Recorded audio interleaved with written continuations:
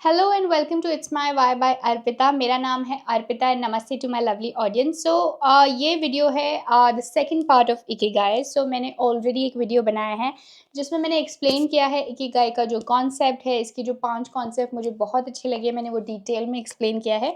But this video is the continuation और the part 2 of Ikigai series. Alright, इसमें मैंने और भी बातें जो मुझे अच्छी लगी, I am gonna cover that, so stay tuned. Okay, मैंने आपको जो वीडियो पहले कवर किया है उसमें मैंने आपको बताया इकिगाई का जो मेन कॉन्सेप्ट है, which is basically this, that you need to find इकी means to live and gai means the reason या purpose या जो आपका मिशन है या एम है। Ikigai is basically a reason to live, ठीक है। अगर इस चार्ट के हिसाब से, if you find something, if you find what you love, what the world needs, what you can be paid for and what you're good at, इसका अगर आप बैलेंस निकालेंगे चारों चीज़ों का, that is ikigai. Basically that will give you your ikigai. So I have explained that in the other video. I have also explained other concept which is never retire, जो Okinawa में जो लोग हैं, जो कि इस बुक का basically this is about the Japanese secret to life of happiness and longevity. वो ज़्यादा क्यों ज़िंदा रहते हैं, खुश रहते हैं, एक फुलफिल लाइफ जीते हैं एज़ कम्पेयर टू बाकी के लोगों से, वर्ल्ड वाइड। उनके सीक्रेट्स एक्सप्लोर किए गए इस बुक में। I've explained that they don't retire, they don't have in their dialect, local dialect में उनके word retire ही नहीं है, they just continue doing what they love। इसके अलावा मैंने जो थर्ड कॉन्सेप्ट एक्सप्लेन किया है अदर वीडियो में, इसमें I am just giving you an idea, like a short recap. It was about her hachibu, that while eating आप completely नहीं आपने खाना खाना चाहिए, eat 80% and leave 20% empty stomach, मतलब 20% जगह आप रखिए और 80% आप खाइए, और completely ऐसे अपना पूरा पेट भर के ज़्यादा खाना नहीं खाना चाहिए, because that's not good for your health and आपको अनईजी भी फील होगा। एंड अगर आपको लॉन्गर लाइफ जीनी है, सो that's something you can practice and adapt from these people. Fourth concept I spoke about Uemara, which is about strong and cheerful community spirit को रखने के लिए वो लोग टीम वर्क में बिलीव करते हैं, and they don't work to stand out कि मुझे मेरी तारीफ चाहिए या मैंने हाईलाइट खुद को करना चाहिए। They believe in team work. उसके अलावा एक ब्यूटीफुल कॉन्सेप्ट था वाबी सावी का, which is one of my favourite concept from the book, जो था it is about your perfectly imperfect. आपकी जो एजिंग प्रोसेस होगी, आपको ब्लेमिशेस आएगी, या आप जो भी आपकी इम्परफेक्शंस है आप उसको एम्ब्रेस करिए। Okay, so this was a quick recap. Now I'm going to continue and talk about more things that I wanted to speak about in this video. So this is part 2. All right. So sixth thing that I want to talk about is tune out and tune in, like be in nature. आज की lifestyle में हम लोग constantly, we are running and हम लोग constantly anxious है, and we are multitasking and हम focus नहीं कर पा रहे, but इतनी हैसल भरी हमारी लाइफ है कि हम बिज़ी है, बट वी शुड, हमको खुद के लिए टाइम निकालना चाहिए। आप वॉक पे जाइए, आप नेचर को एम्ब्रेस करिए, ग्रीन ग्रास पे आप वॉक करिए एंड फील करिए। बेयरफुट चलना भी बहुत अच्छा होता है, या आपको जो भी माउंटेन्स अच्छे लगते हैं, या whatever like you like doing, आप वहाँ थोड़ा योगा कर सकते हैं, आप टाइम स्पेंड कर सकते हैं ट्यून इन करने के लिए, मेडिटेट करने के लिए, because your peace and happiness is within you. थोड़ा डिस्ट्रैक्ट करिए खुद को, इन दिस एज जहाँ पे कॉन्स्टेंटली आपको रिमाइंडर्स आ रहे हैं, नोटिफिकेशंस आ रहे हैं, एडवर्टाइजमेंट्स जो लोग प्रमोट करें एल्गोरिथम के थ्रू, जो आपको कॉन्स्टेंटली डिस्ट्रैक्ट करके रखता है। Just take out some time and spend time with yourself. थोड़ा रिलैक्स करिए, थोड़ा ब्रेक लीजिए, take rest, take it easy and flow में चीज़ें करिए, take rest and give some time to yourself to relax, so that आप जब आपको वो चीज़ मिलती है, थोड़ा रिलैक्सेशन मिलता है, तो आपकी प्रोडक्टिविटी इंप्रूव होती है। Okay, so that was concept number 6, that you need to tune in and you be in the nature and just give some time to yourself, so that you can focus on yourself. Number 7th point that I loved is the difference between obsessive passion and harmonious passion. अभी इसमें तो है कि आपने अपना purpose find करना है, but purpose का भी एक, पैशन का भी एक होता है, ऑब्सेसिव जो आपको कॉन्स्टेंटली आपको एंग्शियस रख रहा है कि कॉन्स्टेंटली आप पीसफुल नहीं हो पा रहे हैं, ठीक है? सो जो चीज़ के लिए आप बहुत ज़्यादा you are not being able to focus, क्योंकि वो चीज़ आपको ऑब्सेशन है उस चीज़ का। So that's dangerous in a way. You need to find something जो हार्मोनियस है, जो चीज़ आप जैसे टाइम निकाल के आप बैठ के रिलैक्स करके जो चीज़ करने से आपको खुशी मिल रही है, शांति मिल रही है, पीस मिल रहा है। So that's something you need to keep in mind, and the difference between the two, knowing the difference between the two is absolutely important. That point I loved. Apart from that, the eighth concept which I loved from this book, and I'm going to read it out, is the Moi concept. So MOAI, I will read that out. So build your Moi. Embarking on a new career path can be very daunting, so it is important to have a support network as you follow your Ikigai. Borrow from the people of Okinawa who have a Moi system whereby everyone is assigned a little club of friends from birth who stay with them throughout their lives. The support of their Moi is regarded as a key factor in the long and happy lives enjoyed by Okinawans. So, ये बहुत important है कि to guide you in your career, look to build your own little Moi, including expert mentors in your field, people you meet who are taking a similar path, and you find a personal connection with and valued friends, all of whom support your exploits in their own ways. So basically what they're trying to say is that मोई जो वहाँ के Okinawa के लोग हैं, उनको बचपन से ही उनका एक set of club of people they get, जो लोग उनके साथ बचपन से लेके through the through out life और एंड तक वो रहते हैं, जो उनका सपोर्ट सिस्टम है।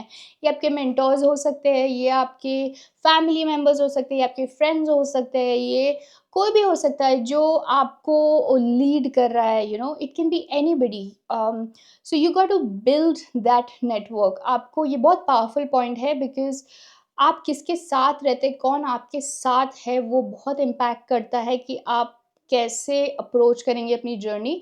सो जैसे यहाँ के लोगों का एक अपना मोई means a group of club of friends होते हैं जो थ्रू आउट उनकी जर्नी उनके साथ रहते हैं।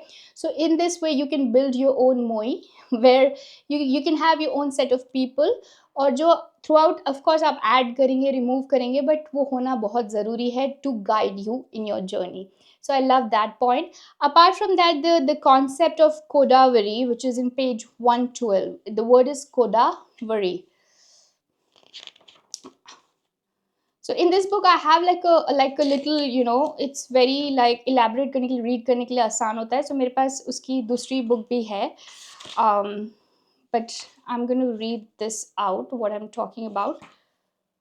Okay, so Kodavari, which is Kodawari, okay? So that describes the Japanese concept of Kodavari can help in this respect. Kodavari describes a very personal attitude of taking great pride in everything you do and paying attention to the smallest details. Slight adjustment you make may or may not be noticed by others, but your efforts are never wasted. So what they're trying to say, Kodavari concept जो Japanese का है, basically उसका ये मतलब है इंक्विसिटिव रहना, curious रहना, कि आपको छोटी कोई भी काम अगर हो रहा है, कोई मीटिंग हो रही है फॉर एग्जांपल, या कोई डिस्कशन हो, या कोई लेक्चर हो आपका, कोई आपके टीचर पढ़ा रहे हैं, सो उसको कंप्लीटली ध्यान से सुनना और अलर्ट होके सुनना, एंड देन क्यूरियस होना कि आपके दिमाग में जो क्वेश्चंस आएंगे उसको लेकर के, और इंक्विसिटिव होना, और जो वो क्यूरियोसिटी है बहुत अच्छी होती है। इवन द स्लाइटेस्ट जो छोटी छोटी चीज़ों को लेके भी आपके दिमाग में जो क्वेश्चंस आना, that's a good thing, and that will add on to your knowledge base. So that's the concept of Kodavari जो वहाँ के लोग of course they followed. So जो भी चीज़ उनको नहीं समझती थी, या जो चीज़ के बारे में उनको एक्साइटमेंट था या उनको जानना था, छोटी से लेके बड़ी, वो हेजिटेट नहीं करते थे to find out more about it. So that's a beautiful concept. The next one, the two more are remaining, so I'm going to talk about the so that's about the failure. This one is beautiful as well. 120. Okay, so Now, this is something called as the name of the concept is Japanese have saying Shippai wa Seiko no Moto, meaning failure is the foundation of success.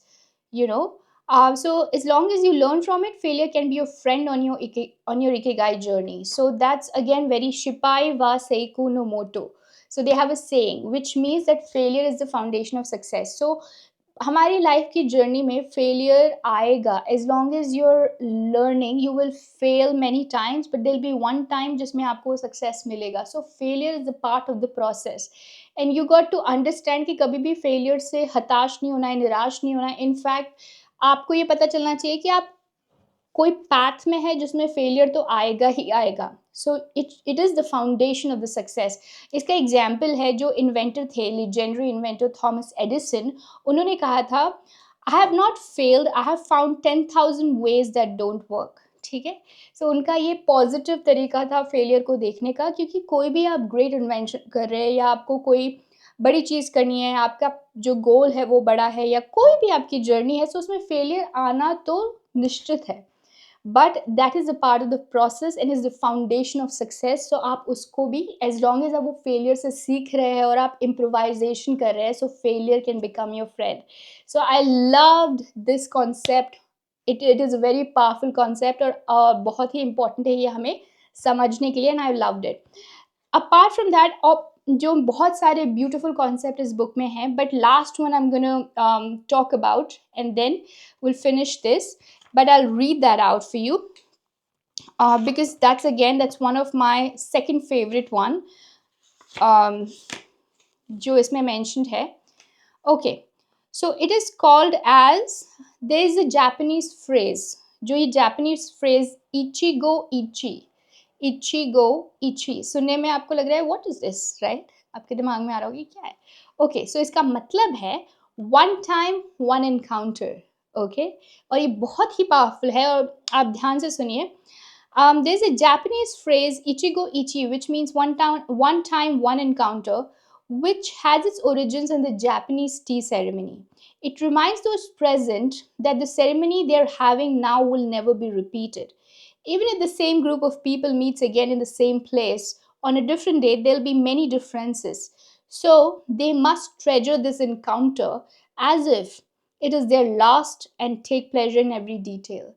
So basically इस जो ये phrase है Japanese phrase ichigo इची इसका मतलब है जो अभी आपके पास ये मोमेंट है ये जो मोमेंट है ये लौट कर वापस नहीं आएगा सो हम लोग इतने डिस्ट्रैक्टेड है you know we want to do this and that and we are constantly busy but this is so powerful that now this moment is all you have so उनकी जो सेरेमनी हुई थी जापानीज टी सेरेमनी में वो celebrate किया जाता है वहाँ पे जो लोग हैं एंड बेसिकली इसी चीज़ को वो सेलिब्रेट करते हैं और बोलते हैं कि अभी हम जो टी सेरेमनी कर रहे हैं जिन लोगों के साथ कर रहे हैं ये रिपीट नहीं होगा टाइम बदलेगा चीज़ें बदलेगी सर्कमस्टांसेस बदलेंगे सो आप take take a pause take a second and think about आज आप जो स्टेज में हैं you know a lot of time इससे आपको ग्रैटिट्यूड भी आएगा कि हम यही सोच रहे हैं पास्ट और प्रेजेंट में हम पास्ट और फ्यूचर में हमारा माइंड कॉन्स्टेंटली वॉन्डर हो रहा है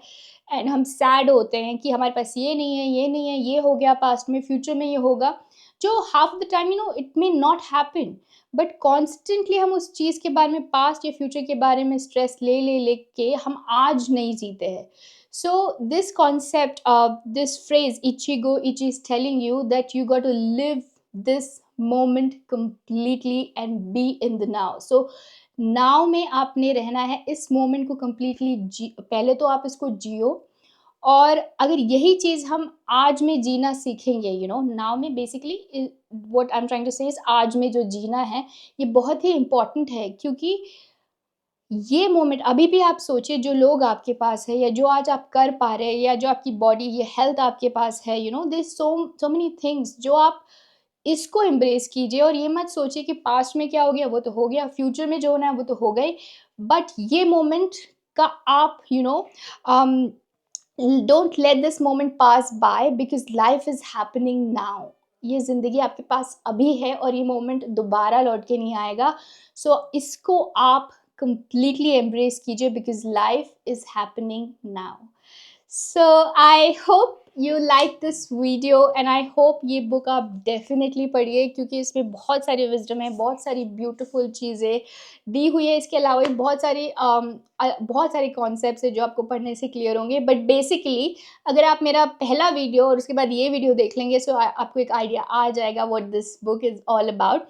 and I hope you like this video and I hope आपको इससे कुछ सीखने को मिला हो. If you liked it, give it a thumbs up.